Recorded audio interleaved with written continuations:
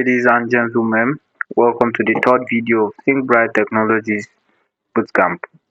In this video, we are going to be learning one of the most important parts of web development, forms and inputs. By the end, you will know how to build a complete contact form from scratch. Let's begin.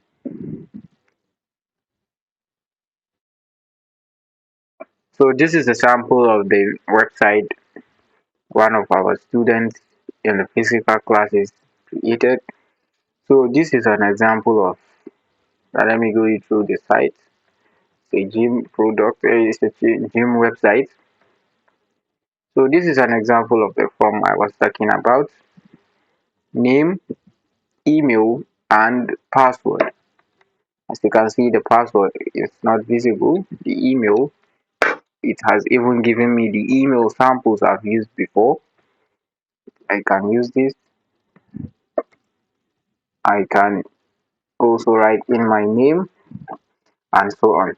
So what is form? A form collects data from users written with form, which is the tag for the form. It is used for login, sign up, contact page, and search bar. So let's go to our VS Code directly and learn more about form. So if we dive into our VS Code, how do you write a form? You would write it in a tag, which we all know was a tag form. Click on enter, closing tag, open it.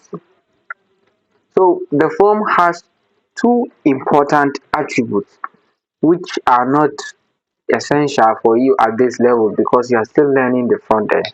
So what are the two attributes? The first attribute is the action which is used to define the path where the where the data is being sent to. So this is sent to the backend, which is not your business for now because you are still learning more about front end.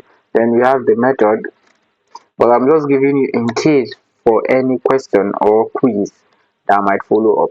And the method is describing what type of method is the data being sent, like post, get, update, delete, which are all examples of method. So in this lecture, we are going to learn about input. We are going to learn about labels. We are going to talk about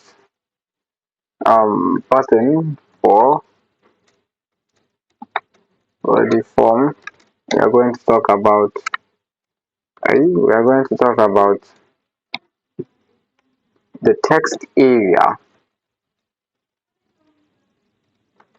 So let's start with the inputs.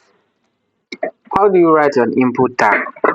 It is very easy and simple. You just go ahead, write your angle bracket, start writing the input, then type. I will explain what type and the other means. Then placeholder, enter your name, then closing tag.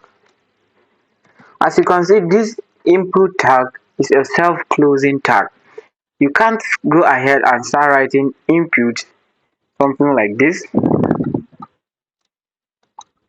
and you close it, which is very invalid. This is how you write it and you close it. It's a self-closing tag, something like the image tag we talked about earlier. So this type of input tags, it has a lot of them. It has different types, which you would explore some of them, while the others will give you some resources which you do research on your own because as a software developer you have to be curious and be doing researches which you have to learn a lot of things on your own. So for now we talked about only three types of inputs, sorry, five types of inputs. Then we continue. So this is the first type. Let's refresh. Let's go to our page. Let me refresh. As you can see, this is the name. and that placeholder means what is inside the input, but it's not a text, it's an instruction, something like an instruction, but it's not written. It's just showing you something like a shadow. It's just telling you this is what you are supposed to write in there. And the type, text. So from here you know what's placeholder, something like an instruction, but it's not a text inside. Then the type, text, means the type of text, the type of the input should be text, which means I can write any type of text, sorry, any type of text in here. So I can write any type of text. While if I want to write the other type of input, let me try the email, is another example. Then your email, save, refresh, and boom, this is another example of the email. So let's talk about the password, which is very very essential because is where the magic happens. For some people it looks very nice. Your password, save, refresh, and you'll see it there. So what is it there? I typed in there, but you can't see the text that is being written down there. So this is something very very nice. So it prevents you from being hacked. Not really hacking, but like it prevents someone from seeing what you are writing when typing the password. Let's say someone is behind you and you are writing the password, he can't see the text while you are typing. So this is the advantage of the type of this input. So let's talk about the fourth input, which is type of radio. So how would I write the type of radio? Let me delete this for now. We would come back to it. Type of radio.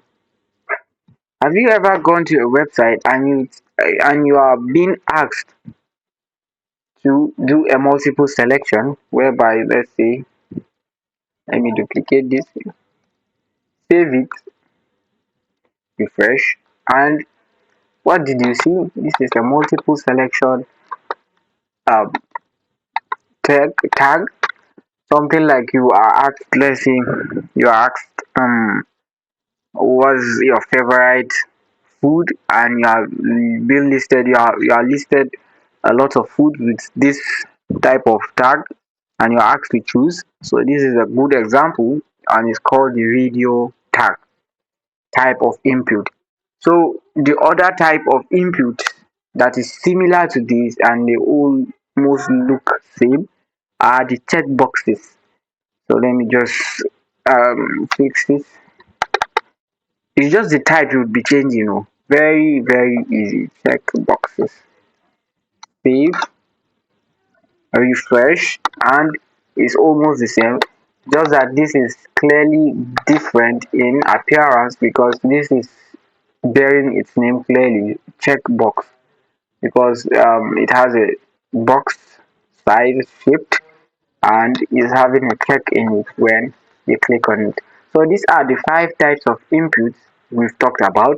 We've talked about the text input, the email input, which is used for email when you want to have a form and you want people to put in their email, and we have the password input, which if you want your users to have passwords there, and we have the radio and check boxes, which don't have placeholders but they have the types changed.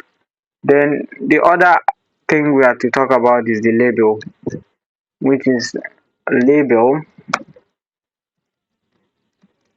first name,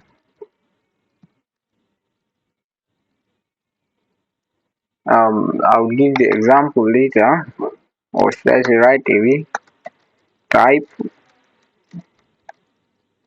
type, let's give it of text.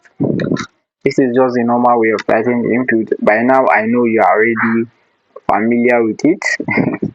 Please hold on. Let's see your name. So don't worry, I will not get you confused.